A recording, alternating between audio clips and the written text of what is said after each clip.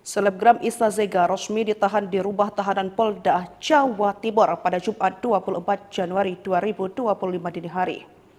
Penahanan dilakukan setelah ia menjalani pemeriksaan setelah 5,5 jam terkait kasus pencemaran nama baik yang dilaporkan oleh pengusaha skincare Sandi Purnamasari.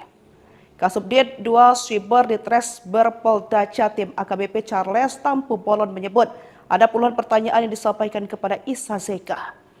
Penyidikan berlangsung sekitar 5 jam dan langsung dilakukan penahanan pada dini hari sekitar pukul 2:25 menit. Charles mengakui ada kendala saat hendak menahan Isa Zega. Isa Zega lantas menjalani pemeriksaan medis usai dinyatakan sehat yang dijebloskan ke rutan di Tahi Polda Jatim. Isa dengan menggunakan masker dan dikawal sejumlah orang dan polisi mengenakan baju tahanan warna oranye dengan nomor 90. Isa Zega sempat kaget ketika melihat wartawan berada di halaman gedung tersebut.